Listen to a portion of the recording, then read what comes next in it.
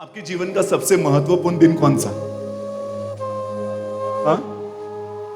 हमारे जीवन का सबसे महत्वपूर्ण दिन कौन सा? सुरेश भाई बर्थडे, हमारा जन्म हुआ था।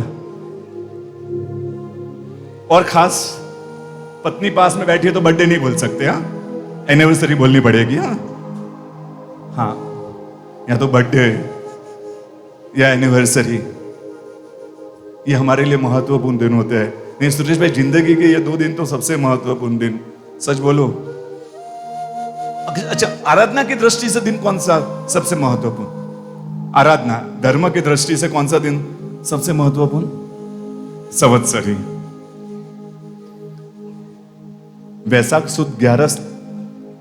अगर वो दिन नहीं आया होता ना, अगर भगवान ने शासन की स्थापना ही नहीं की होती ना, वैशाख सुद 11 को परमात्मा महावीर देव ने न ये उपाश्रय होते, न ये महात्मा होते, न ये पर्यूषण होते, और न ही संवत्सरी होती। तो संवत्सरी से भी एक अपेक्षा से मुख्य दिन है ना, वो वैशाख सुद 11 से, जिस दिन भगवान ने शासन की स्थापना की, शासन रूपी दीपक को प्रज्वलित किया भगवान ने। तो आज ये उजाला हमें देखने को मिल रहा है। संवत्सरी भी तब है जब शासन, उस दिन तो मिठाई बांटे। वैशाख सुद 11 आता है, चला जाता है, मालूम ही नहीं पड़ता है। उस दिन चैत्र सुदी 13 को वरगुड़ा निकलता है। अरे वैशाख सुद 11 को वरगुड़ा निकलना चाहिए। कोई पूछे आज वरगुड़ा क्या है? आज मेरे भगवान ने शासन की स्थापना की, तो हमारा अस्तित्व है। उस दिन मिठाई बनाए घर पर, कंसार, सीरा, लापसी, अजैनों को, हमारे आजू बाजू वालों को, घरे को दे कि आज दिवाली है। अरे दिवाली, हमारे जीवन में जो दिवाली है ना, वो प्रभु के शासन के कारण है। और आज प्रभु ने शासन की स्थापना की। हमारे काम करने वालों को 500,000 की बख्शीश दे। बोले सेठ आज क्या है? सेठ आज क्या है? आज मेरे भगवान ने शासन की स्थापना की। तो आज मेरी यात्रा शुरुआत हुई, निगोद में था, भगवान ने शासन की स्थापना। भगवान ने शासन की स्थापना ही नहीं की होती तो आज भी मेरा निगोद में ही भव रहता। हमें देखो, भगवान ने मोक्ष मार्ग नहीं बताया होता तो हमारी यात्रा, कोई मोक्ष में नहीं गया होता तो हम निगोद से बाहर निकलते। भगवान का सबसे बड़ा उपकार है, भगवान ने शासन की स्थापना करके मोक्ष मार्ग बताया, तो हमारा भव की शुरुआत की संभावना खड़ी की। चलो आज एक स्पर्श ले। वो हरिभद्र सुरसोर जी महाराजा, जो हरिभद्र ब्राह्मण था, शासन नहीं मिला था, 50 साल की उम्र तक शासन का स्पर्श नहीं हुआ था, ब्राह्मण था, ब्राह्मण कुल में पैदा हुआ था, शासन का स्पर्श नहीं हुआ था।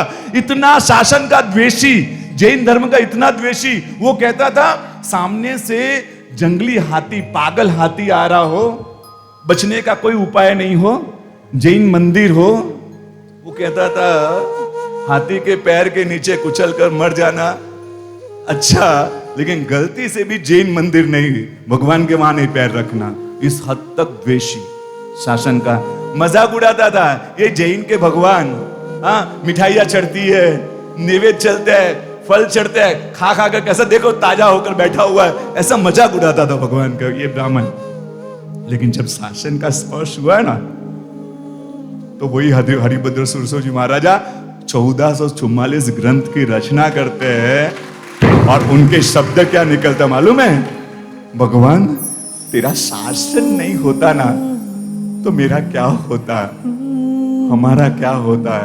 एक बार भी जीवन के 30, 40, 50 साल गुजर गए हमारे, एक बार भी विचार आया कि प्रभु का शासन नहीं मिला होता तो हमारे जीवन का क्या होता। हरिभद्र सुरसोर जी महाराजा को 1444 ग्रंथ के रचयिता, उनको विचार आता है प्रभु तेरा शासन नहीं होता तो क्या होता हमारा।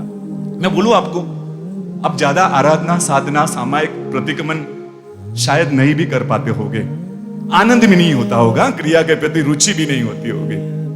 एक काम करो, शासन के साथ कनेक्शन बांध दो, शासन के साथ एक संबंध बांध दो, सब कुछ मिल जाएगा, सब कुछ। सभी जीव करू शासन रसी, देव रसी, धर्म रसी, गुरु रसी, संप्रदाय रसी, गच्छ रसी, तिथि रसी, थुई रसी, नहीं, सभी जीव करू शासन रसी। एक शासन के साथ संबंध बांध दे तो गुरु तत्व के साथ भी संबंध जुड़ जाएगा, धर्म तत्व के साथ भी संबंध जुड़ जाएगा, देव तत्व के साथ से। एक ही कनेक्ट, एक ही शर्त है, आपको सब कुछ चाहिए, पुण्य चाहिए, संपत्ति चाहिए, दुनिया का सभी सुख चाहिए, अगला भव आपका बहुत सुंदर हो ऐसा चाहिए।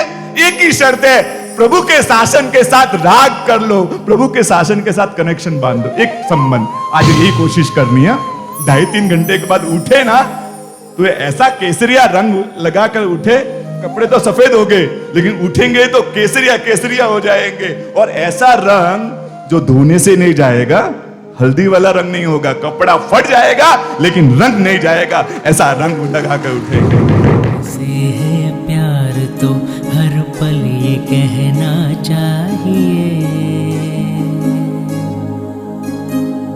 मैं रहूं या ना रहूं शासन की एकता चाहिए।